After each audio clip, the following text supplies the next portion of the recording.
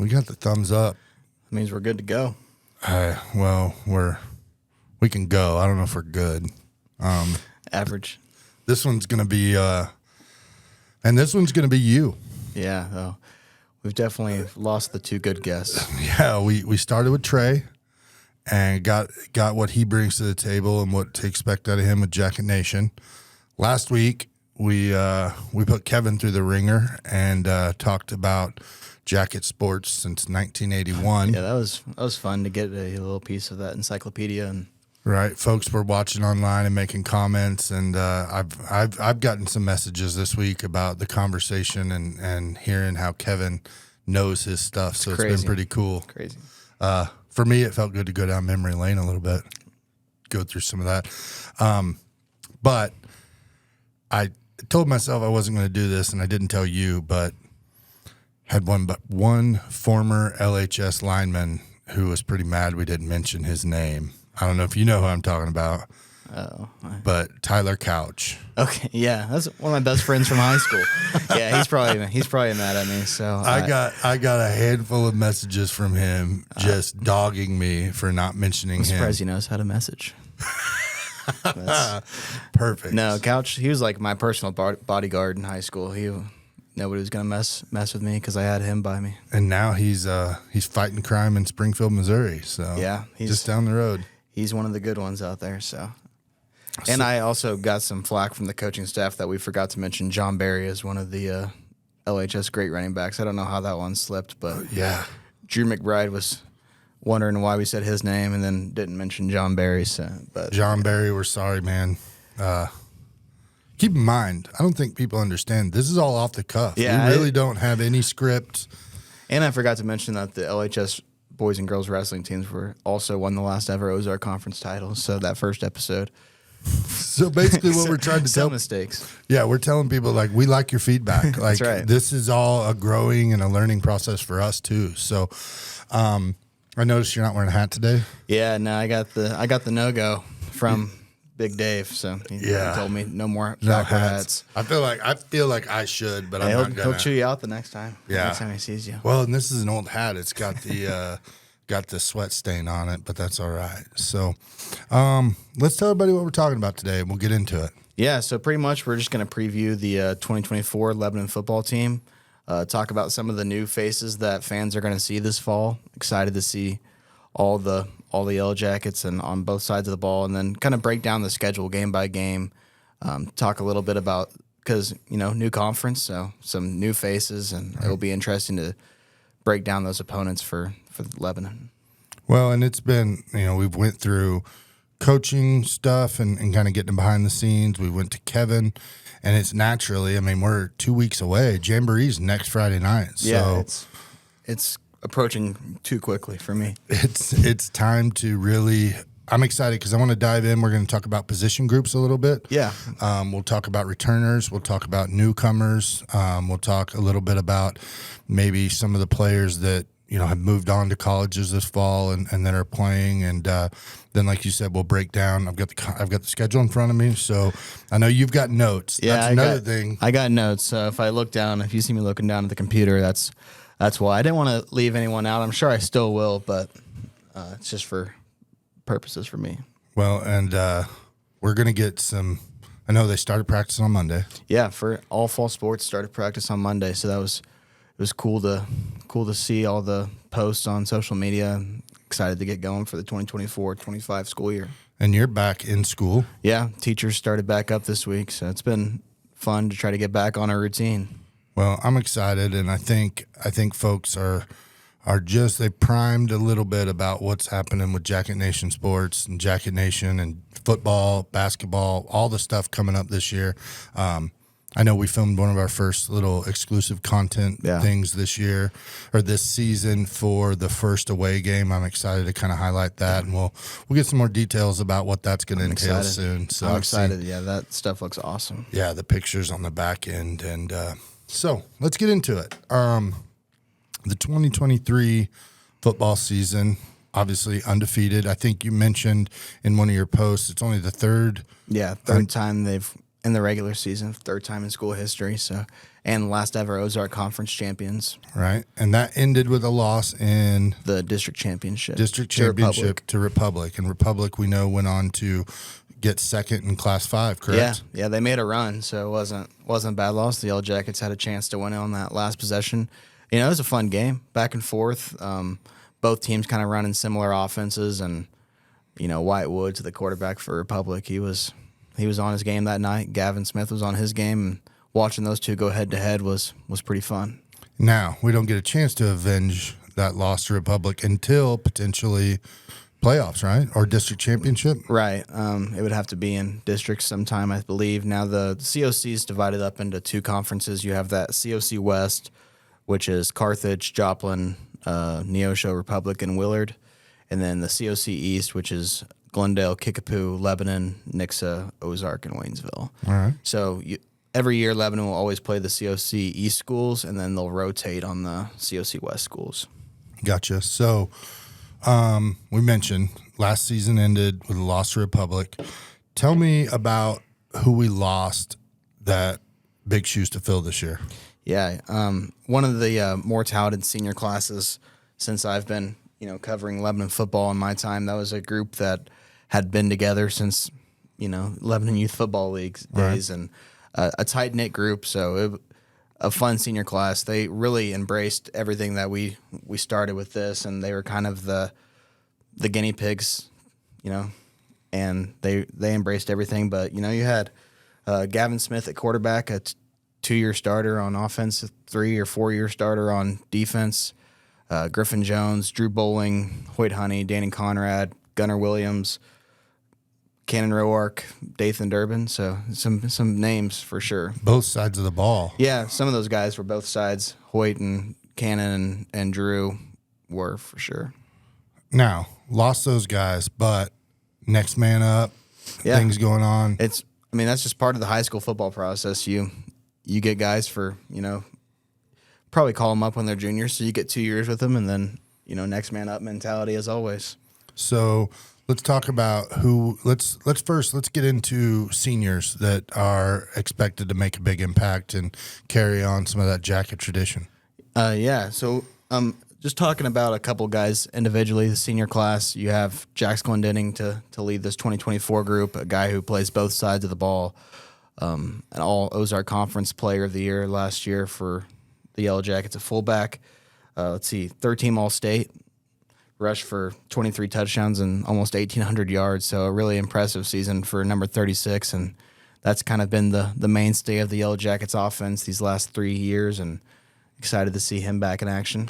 Jax, did he get some PT as a freshman? Yeah, he started I think it was about 3 weeks into the season. They called him up, and someone got hurt on the defensive side of the ball, and he played linebacker his freshman year. So we had a 4-year starter. That's 4-year starter. Yeah. When's the last time we had one of those? Have we had one? Well, you'll have one with Rhett Rhodes, the kicker for the Jackets. He's kicked all since his freshman year. But I'm trying to think off the top. This is probably where somebody like Kevin would be of help. But off the top of my head, I can't remember. I can't remember a freshman that got any meaningful major snaps. So yeah, Brock West, my grades. I just remember him. His sophomore year, he started as a slot wide receiver, and then obviously played running back his junior and senior years. All right. So and Jax is moving on to Harding after the season. Yeah, correct? He signed with Harding. They also run the flex bone, so it'll be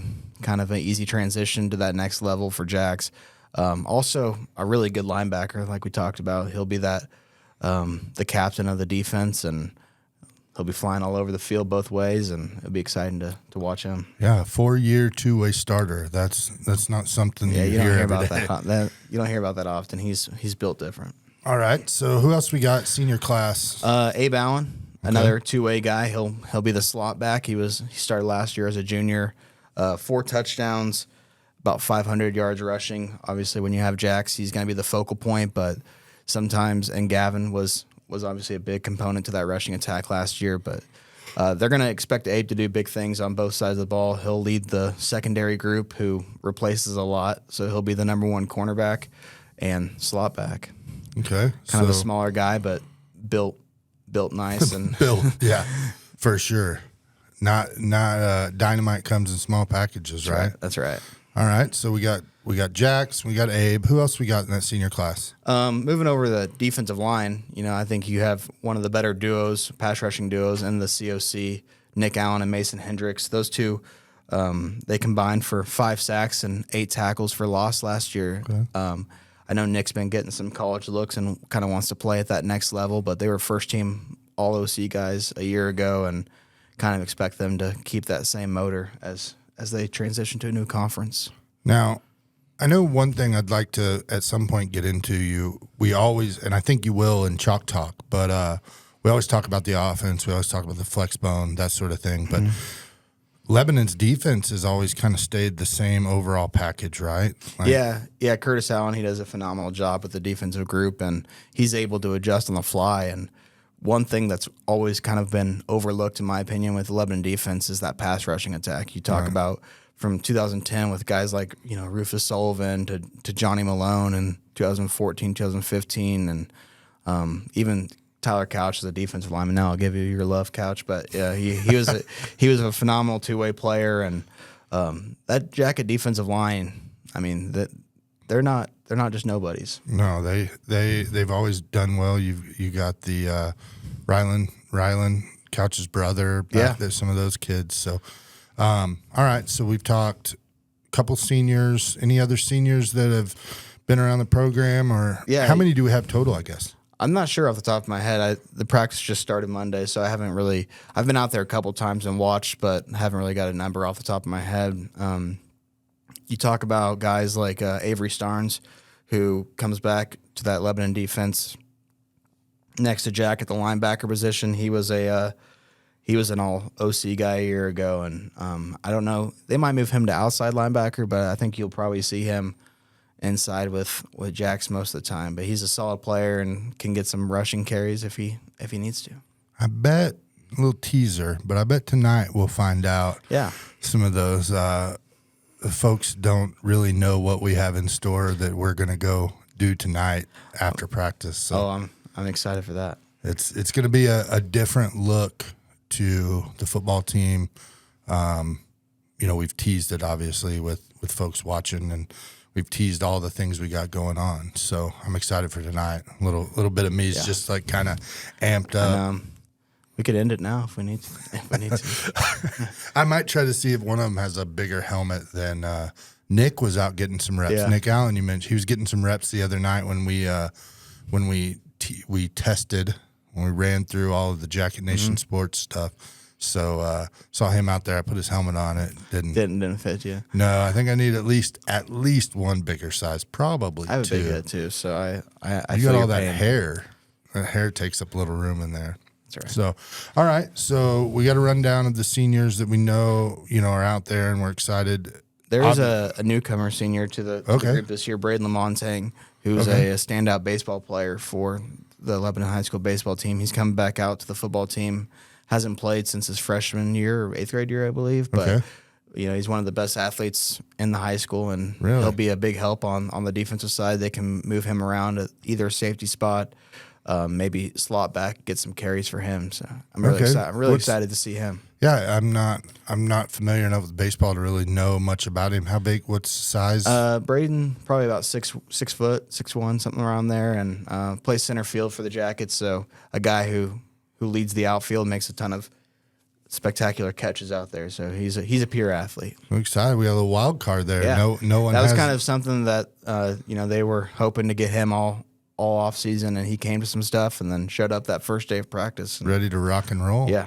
Awesome. Well, we know, Coach Christian's talked about it a lot, how important the senior class is just in general, and the numbers and the things they want to do. We've had from, I think, 12 or 14 to I think 1 year like 20, 22. The senior class always fluctuates back and forth, but they keep a pretty big senior class most years. That's the cornerstone of the team. I mean, those guys have put the time and the energy, and they've watched the older guys, and so I'm excited to see how many they have. And let's get into some of the junior class and let's talk about the juniors that got some time as sophomores. Yeah, let's see off the top of my head. Might have to cut a little bit out here at juniors. I guess, yeah, I mean, just more of the returners. So you'll have guys like Braden Christian, Coach Christian's son. He'll probably be one of the other slot backs if I had to guess, and play some defense, inside linebacker. Sturby is his nickname, so I've always just referred to him as Sturby. But Braden, he is a hardworking kid and deserves every bit of the credit that he gets. And I'm excited to watch him compete at the varsity level again this year. You'll have new faces. Obviously, the big one at quarterback with Weston McKinney, having to replace Gavin Smith. Those are big shoes to fill. But if there's a kid in that school that's able to replicate what Gavin Smith was able to do, it's Weston McKinney. And he started at corner last year for the Lebanon defense and then suffered a knee injury, season-ending knee injury. So he's been rehabbing all offseason to get right, and excited to watch him under center. So he's got some snaps under his belt on the defensive end of the defense side of things. Yeah, and he was the freshman quarterback. So, I mean, he's had experience there, and those coaches wouldn't put him back there if they didn't trust him. What differences does Weston bring to the table that from Gavin as far as playing style? Size. Yeah, he's tall and big, and Gavin's gonna get mad at me that he thinks I'm calling him not big, but Gavin was fast, and Weston's got some speed on him too. But Weston, he's gonna be able to run over some dudes in the COC. Gotcha. And I think that's one thing I learned. I didn't realize with Gavin, his ability to be a runner and his athletics. Oh yeah, every time he had the ball in his hands, he had the chance to take it to the house. Well, it's good to see. I'm excited. I know Weston is a junior. Okay, so he'll be here 2 years, and like I said, I've talked to him a little bit off, just personal, and he says that the knee rehab is good and he's cleared to go, so we'll go for him. Good. Now let's. Who else you want to highlight? You got some newcomers this year for that junior class. I mean, that's a group. I have it written down here that they finished the sub-varsity teams last year went 12-4 combined, with that JV team going 7-1 last year. So this is a group that's talented and that the coaches are relying on to jump from junior varsity football to varsity football, and you're competing against the big boys in Southwest Missouri. So there's a lot of talent. You got guys at the receiver position. They'll have brand new faces. Juniors Evan Ogle and Brody Shoemaker will compete for some playing time along with Bodie O'Neill. So it'll be interesting to see those guys battle for a spot. Along the offensive line, you'll have Eli Jackson back at center, Colin Alford, Hayden Perkins, Tommy Jennings, Jake Redman. A lot of those guys are competing for spots still, and kind of some uncertainty right now on that offensive line, but excited to watch them battle. But like you mentioned earlier, I mean, these last year's seniors went through Lebanon Youth Football. These seniors, these varsity kids have done the same, and they've been running, and these reps at this Flexbone offense have. Yeah, I mean, they started all the way down there, so they know their assignments and they know what they need to do. And Cameron Myers is another guy that will compete for some playing time along that offensive line. So I mean, they'll put their best five out there each week, and I know Coach Wade will have a group that's ready to go. Yeah, I'm excited to. Like we mentioned earlier, next man up feels like they're always, just ready to go. Yeah. Any surprises this year? Anything with football that maybe fans can look to see or expect that maybe hadn't happened previously? Yeah. Well, we were notified last night about a change, about a potentially a new run out for the Lebanon football team this year. Yeah, let's not go too far into that. Okay, I didn't know. Let's let them see and experience that firsthand on that night. I guess that perfect segue into kind of, I mean, unless you got anything else specifically. I do want to give, the special teams kind of goes overlooked, but to have somebody like Rhett Rhodes who's entering his junior season, and I bet we'll see Rhett do a little bit more than just kicking and punting this year for the Yellow Jackets. I think he'll play some defense for him, and but he's been a mainstay at the kicker spot. 51 and 54 last year on extra points. Okay. 6 for 6 on field goals with a long of 37, and first team All Ozark Conference kicker. So it's been impressive to watch him keep growing every year, and excited to see him out there again. All right, so We broke down the newcomers. We broke down the folks and the guys that had all the experience and got the snaps last year. So we've talked about it. Let's get into it. Let's get into the schedule specifically. I'm going to ask you, or we're going to go game by game. We're going to talk about location, what to expect. You kind of tell us what you know about those teams. We'll try, you and I as Mizzou fans, and what we mentioned, we'll try not to dwell on that one game too long. But all right, so we know we start August 30th. Webb City comes to town. Yeah. Talk about Webb City. Well, I think a lot of people know about Webb City and the job that John Roderick has done there for a long time, and he gave that up to Ryan McFarland, and the transition has been seamless. Those guys just pick up where they left off. Obviously, one of the powerhouses in Southwest Missouri. Republic beat Webb City in the state quarterfinals last year to continue that Cinderella run, but this year Webb City they won't have their starting quarterback Gabe Johnson, a guy who suffered a knee injury in basketball last season during the winter and still recovering from that. So I think he's expected to miss all of the 2024 season, which is a bummer because he rushed for 1,400 yards, 13 touchdowns as a sophomore, and to do that as a sophomore at the COC level is pretty impressive. So, wishing him a speedy recovery. But hate to hear that for a high school kid. That's just but it's going to be a fun one. Webb's got guys all over the field who can make plays. But I think one thing that Lebanon fans have kind of figured out, it's better to play these guys in August than to see them on October, November. But, Lebanon, Webb City, they've had some fun matchups over the last few years. Scoreboard might not indicate it towards the end of the game, but Lebanon's kept it closer with them than people think. So, and they run we mentioned on another episode, but they run a very similar style to what we run. Yeah, they run the football. It's a little bit different as far as schematic-wise, but, all in all, it's going to be a run play more times than not. Gotcha. Okay. So that's Webb City coming into Jacket Stadium. Week 1. Tease you with a little bit of maybe a new look at Jacket Stadium this fall. So we're excited for that. All right, week 2, Lebanon takes that 2-hour ride down to Joplin. Yeah. What do you know about Joplin? Well, big test early on. Those long road trips for high school, 15, 16-year-olds can be a little, challenging. I'll tell you a fun story. So our senior year, we had to go to Joplin. And at that time, they let each sport got one meal at an away game as part of it. The Booster Club was great. Guess where I still laugh about it. Guess where we went? Before the game, mind you. For the game? Golden Corral. Okay. You're not going to believe me. That was actually the guess that I would have made. 60 high school kids coming off a 2-hour bus ride. Let's stop go. at Golden Corral. Before the game. Before the game.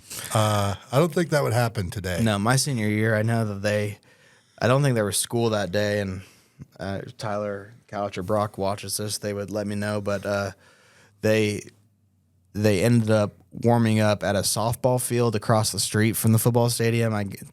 For some sort of focus reason, I don't know what happened, but yeah, they attended a church, ate at a church in Joplin beforehand, and then went and warmed up at a softball field across the street from the stadium, and then we won the game, but Lebanon was down 21-0 to start and had to come back. But that's just a last time that I went to a football game in Joplin, so it's going to be fun to go down there again and see. And I haven't been to the new high school, obviously, since all that stuff's happened. But Curtis Jasper, their head coach, one of the top wide receivers as well, and Davin Thomas. So, that'll be a matchup that the Yellow Jackets will have to watch out for. But like I said, 2-hour bus ride, you never know with high school kids how they're going to react getting off a bus. It's going to be exciting, though, when you see those two teams collide again, because Joplin was a part of the OC for quite a while. Right, yeah. So that's the first week in September. That's September 6th. Go to Joplin. Looking to replace a lot of talent along that offensive line, quarterback, and running back spot, too. So they'll have some new faces. All right. And then next week, we mentioned last week on our episode that Neosho comes to town. What do you know about Neosho? Well, haven't played him since 2009, I think Kevin said. So it's been a while since the Wildcats and Jackets have faced off. It's kind of one of those matchups that I've been looking forward to just because it's been so long, and I like seeing those unfamiliar matchups between Lebanon and whoever they're playing.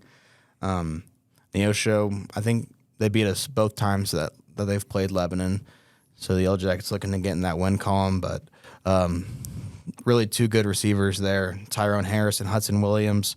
They did go 1-9 last year, but obviously a lot of youth and that they're returning, and whenever you have that much experience coming back, it's always going to be a positive thing. Well, Kevin mentioned it last week. Lebanon went 1-9 and then 10-0 the following year. I mean, it happens. It just takes some time to get that experience under your belt. And granted, that was back when there were bag phones and night and weekends free, so it was a long time ago. But still, all right. So now then, that's September 13th. Neosho comes back to town. Yep. Lebanon's got a cool schedule because it's typically home, away, home, away, away, home. So folks are going to get familiar with Jacket Stadium. Yeah. We're going to usher in these new teams and kind of show them what Lebanon football is all about. That's right. So, coming into the black hole. The black hole. Yeah, that's what Dalton Pierce calls it. So I kind of just went off that. Hey. Dalton keeps doing his Friday morning videos. I'm sure you won't have to tell him twice. He'll do it. Dalton gets what Dalton wants if he keeps doing those and getting the community ready to go Friday mornings. So, all right, and then week 4, Lebanon at Willard. Yeah. What do you know about Willard? Hired a new coach in the offseason. I really liked the hire. Andy McFarland from Reed Spring, a guy who led Reed Spring to a state title appearance a couple of years ago, so I think he's going to step in and do a really good job. And the Frank Tristan was the old Willard coach now at Glendale, so we'll talk about him a little bit later on. But only 5 or 6 starters, I believe, returned for the Tigers, so there's work to be done for sure. One of the unique matchups for Lebanon because they still play on a grass playing surface. Okay. So, this is one of the road games that I'm excited for. You don't really see that old school Friday night football style matchup with grass anymore, but it'll be fun. It's the little things. That's right. When you're a fan like you are, and yeah, it's the little things. I never would have even considered the difference in play, but Lebanon's offense probably caters to something like that, I would say. Yeah, that'd be an exciting matchup. I might be wrong. I mean, hopefully I'm not wrong on that. As of last year, it was still grass. But well, if you're wrong, I'm sure somebody in the comments will point us out and tell us how bad we are. But shout out to David Woodruff last week. Watched the episode and then called me and asked why we didn't reminisce about some other players or the offensive line specifically. Mm-hmm. And he hadn't finished the episode. So I promise you, we touch on pretty much everything fans and the community wants to know. So I hope he gets that Mizzou limo also. Yeah, Sam. Make that happen. It needs to happen. It needs to be a thing. If you know, you know. If you know, you know. According to Facebook, you got it. But we'll keep going back. So week 4, Lebanon goes to Willard, and then week 5. It's the one that a lot of people got circled on the schedule. Right, Nixa comes to town. Let's talk about Nixa. Besides Webb. I think that this is the game that kind of popped out for Yellow Jacket fans the most, stood out the most for Lebanon fans whenever that schedule was initially released last year.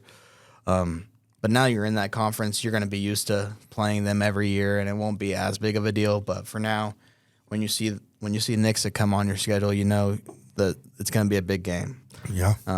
John Perry has taken over 4 years ago, I believe, and went 38-9 over the last 4 years. So anytime you're able to do that in the Class 6 level, you're doing something right. Led by 2 all-state offensive linemen, Jackson Cantwell and Jacob Lyle. I think everyone knows about Cantwell, but Lyle is a guy that's kind of flying under the radar and will be another big name to watch out for in these next couple of years.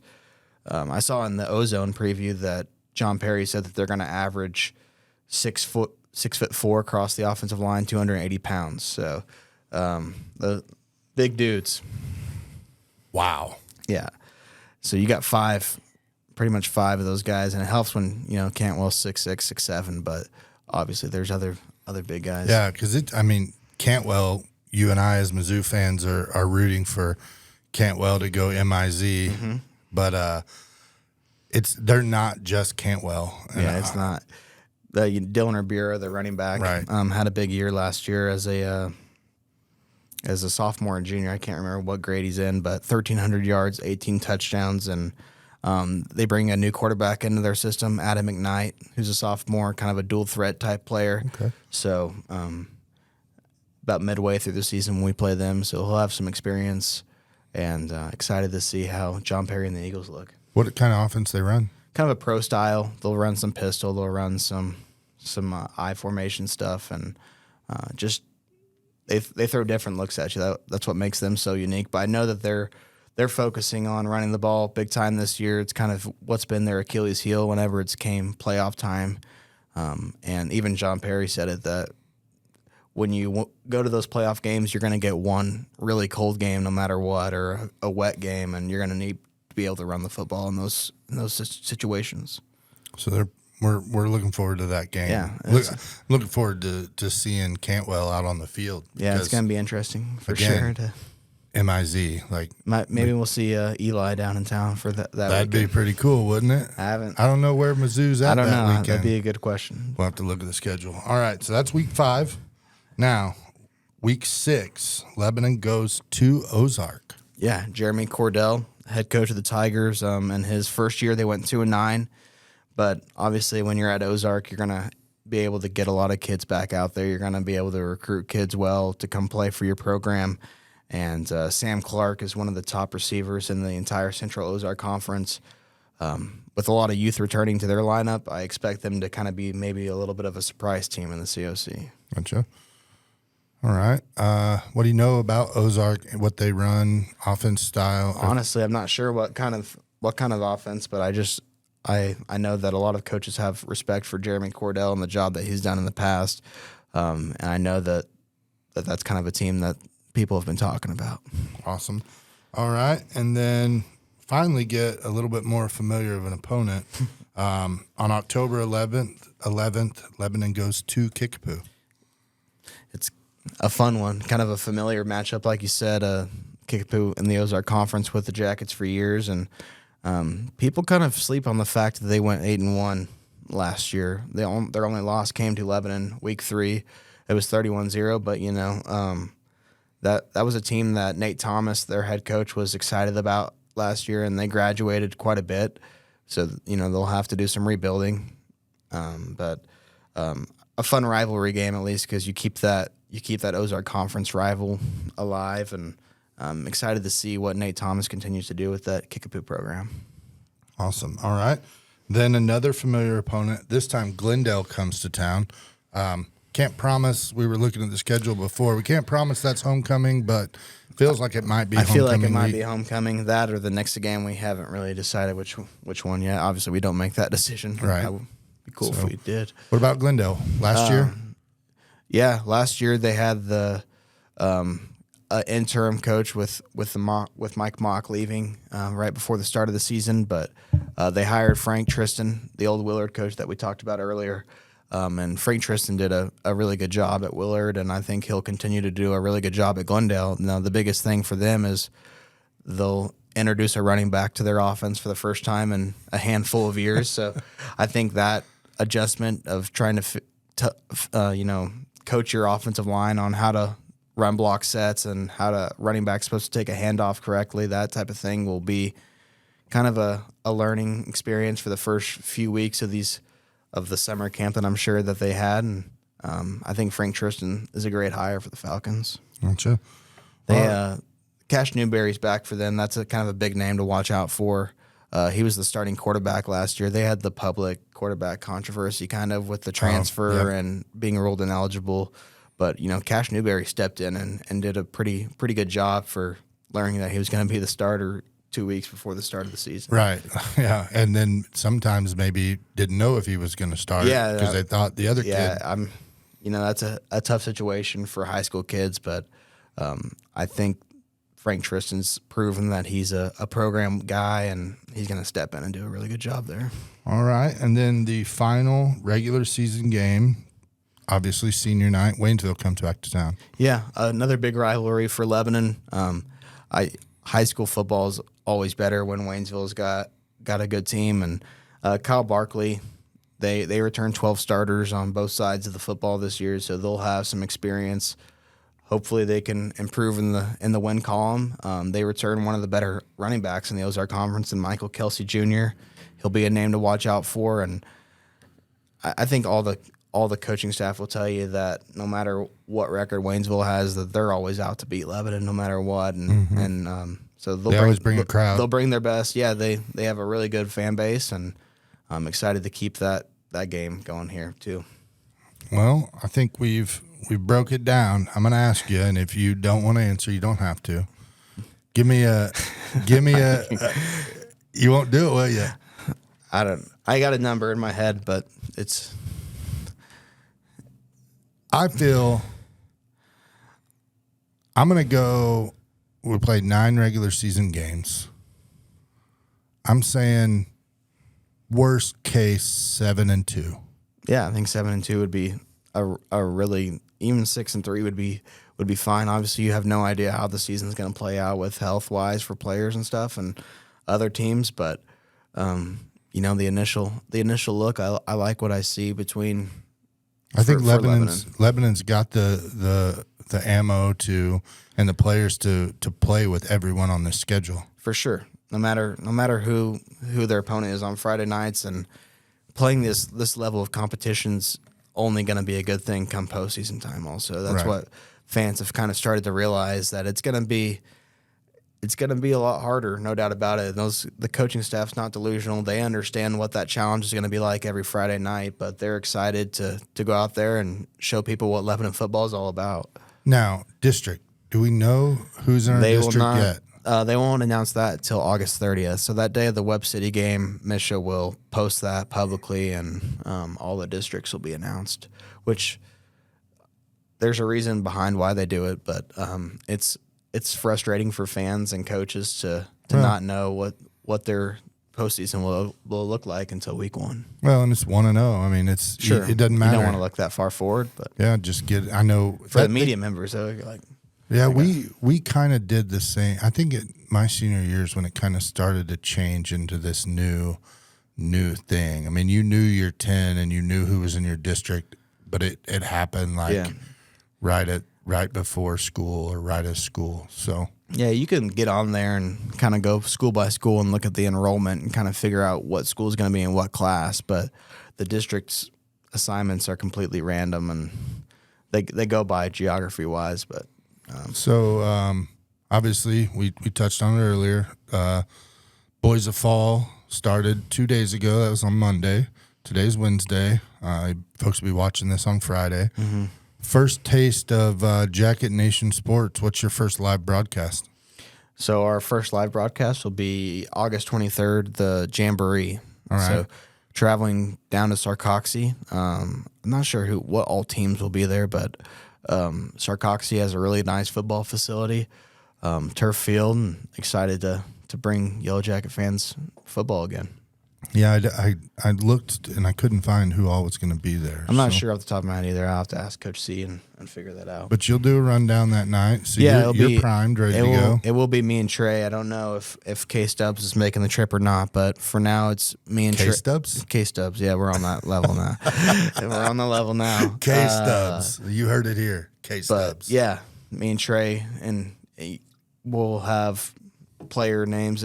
Obviously, that the Jamboree is all about getting players reps. So there'll be a bunch of different names out there for Lebanon, and it'll be fun to kind of give those guys a spotlight. I'm excited. I can't believe it's essentially 10 days away from. It's weird. It feels like yesterday we were just in here trying to figure out what we were going to do with all of this stuff. But we did we did our rundown last week. Mm-hmm. I'm excited for some of the things that we played with. Obviously, we still got a few things to dial in, but we're looking at it. We're looking forward to it, because just so folks who have made it this far and are listening to us, Friday night on the 30th of August, when Webb City comes to town, new this year, the pregame show. Yeah. So you're going to go, you and Trey. Similar. We did a pregame show last year. It was audio only. And this year we're leveling it up and doing some video. You and Trey, right? Yeah, and Coach Zach Miller. Zach Miller, okay.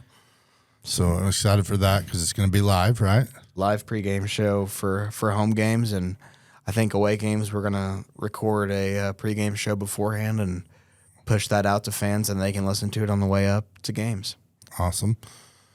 What else we got going on right now? You got a bunch of sports kicking off for other programs, and I know. Let's talk a little bit about some of the other programs before, because I know you're going to touch base on some of those in that first official episode of Jacket Talk, right? Yeah. How many sports are going in the fall? 7 or 8 off the top of my head. I can't remember. I wrote a preview for each of the fall sports teams, but 7 or 8, I think. Boys soccer, cross country, football, obviously, girls volleyball. Yeah. Softball.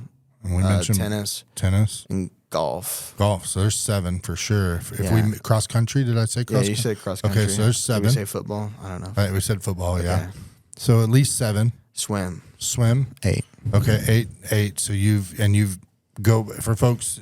If you want to get a more in depth and hadn't seen it yet, check out Jacket Nation Sports on Facebook or jacketnationsports.com, and they can get all the write ups that you've done so far. Can also reminisce back to last year and kind of see. I think that's something also that people haven't really realized yet, that you can go on jacketnationsports.com and there's a little tab on there with the archives, and every single broadcast we did last year is archived onto the website, and you can click it. There's a name of the stream there, and watch some old games and get you pumped up for the fall sports season. Yeah, so I'm excited. We've been going. Our next Jacket Talk episode. So it's gonna be a fun one. Our next Jacket Talk episode will be the final episode of what we've dubbed Jacket Talk Beta. That will be Coach C, Coach Christian, and K-Stubbs. K-Stubbs. I don't know. Kevin might not want me to call him that, but I'm going to call him that. Kevin Stubblefield and Coach Christian. We're going to let them just talk. Yeah. I'm sure they'll highlight some of the similar things we talked about. They'll talk about history, past, what to look forward to. Coach Christian will, I'm sure, touch on other sports too, and kind of just prepare fans in general for the fall sports and what we have going on. I think it'd be interesting to hear about when Coach C first got here to how it's evolved now, just even the blockhouse and what he had to do to clean stuff up. And I've heard him talk about it before, but I think it'd be really cool for people around this community to understand the job that he's done to transform the football program. He can't transform the smell of the blockhouse, though. No, that thing stays the same. And it's like some people like the smell of gas. I like the smell of the blockhouse for some reason. You're not supposed to like it. No, you're not. That's like gas. You're not supposed to like the smell of gas, but some people do. And but I enjoy the smell of the blockhouse. It is exactly the same in 2024 that it was in 2000, and it was probably in 84. Exactly the same. And that you're right though, that from everything about Jacket football and Jacket sports in general has transformed since Coach C came around, and obviously started with football, and then as he moved into activities director, he's got his footprint or his handprint on everything that is Yellow Jacket Nation. So, and I was in the blockhouse today at new paint on the floors, some black paint, and then I think Results Advertising hooked them up with a brand new decal for the floor. So there's a helmet on the floor, a sticker, and is it the script jackets? Yeah, it used to be the Big Buzz or whatever, and they wouldn't ever step on it. I don't know if that's still a thing now, but it looks good in there. And just hitting on another program, the soccer team got some new playing surface thanks to some awesome people in the community to help raise money for that. And I know that's been a big project for Matt Jernigan and Jacob Woolsey, and I know that they're pretty fortunate to have parents in their programs to help them out. They've done Magda and Brenda Rogers, and some of those have just worked tirelessly to transform that. And I think it was really cool. Coach Jernigan's post on Facebook the other day, and I think what a lot of folks didn't know is that he was the groundskeeper. It was his baby. Yeah, him and Coach Woolsey have done an awesome job of taking care of that place for so many years, and it's a program that really does deserve huge upgrades to their facilities. No, they've just constantly gotten better and played with the big boys, and taken this rural community and brought soccer to it. And it just every year, I know soccer was some of the numbers they had last spring were insane. They did some 3-on-3 or some small like new kind of leagues this off season, and the Lebanon Soccer Association too. I mean, that's you start in that and you work your way up. It's kind of like the Lebanon Youth Football League. You start at a young age, and you get a love for the game and don't stop. Gotcha. Back to football. Something I didn't know. I mentioned earlier I tried that helmet on. Gosh. Maybe I'll share the picture or something at the end. So stick around to the end. You can see the picture of me with a helmet on. It felt kind of cool to put one back on, to be honest. But I didn't realize it had the gold flake in the paint. Yeah, it's a sweet helmet up close, and they switched from the jacket script to Lebanon script, I think, this year. So that's a teaser. Yeah, and I mean, it's kind of out there, but it's pretty cool to see that up close. You do see the gold flakes, and it's pretty sick. Well, I'm excited. My dad's probably not going to be happy I use the word sick, but maybe I'll use the word dope. Yeah. Oh, wait, that probably isn't. It's cool. I don't know. It's gonna be what word would your dad use? I don't. Some big word that I don't understand. Big Dave. It's been fun getting to know him and seeing his passion for seeing you succeed and do all this stuff. So we did joke earlier about the hat backwards thing. Sorry, Pops. It is what it is. We're learning. This has been. Fun. This is all just kind of set up, ready to go and give something different. We did get your Jacket Nation Sports sign hung a little better this time. The fishing line didn't work. I wish people could see us trying to set up for it. If I'd have planned a little better, but either way, it looks good. I'm excited. This is our last probably episode of Jacket Talk Beta. Mm-hmm. We've been calling it that, but last one here, and then each week from here on out, you're going to start to see a little bit more of the final product, and then we're going to have some fun this season. Yeah, and again, can't say thank you enough to all the people that have been supportive of this. And give us a rundown of your sponsors. Off the top, you got S&H Farming Home, you got D&K, you got Century 21, you got your gold sponsors. Heritage Bank at the Ozarks, Mercy Hospital, Results Advertising, Missouri Cooperage, Jonesy's. Phone. Jonesy's. Jonesy's is our first down sponsor, Riverfront. Guys like Chris Meckham, who, the United Payroll Service, like just random businesses like that are wanting to help support this. It's just amazing to see, and I'm super thankful and grateful. And a huge shout out to one of my good friends, Seth Burns, too. He offered to be my Red Zone sponsor for his farm. So SS Farm is our Red Zone sponsor this year, and just excited to get going with all of it. It's the kids benefit the most, and that's what we've talked about from day one is something new for these kids, and let them experience it and see it, and ultimately put them out there and let the community see how hard these kids work. And I'm excited. We're not far away from the official Jacket Talks, and I said this will be the last time you and I sit down and do one of these. Yeah, people will get to see better people than you and I. I think Brian's excited to see other faces on the other side of the camera as well. He's gonna get to see some tonight. That's all we'll talk about for now. But any last words? Go Jackets. Go Jackets.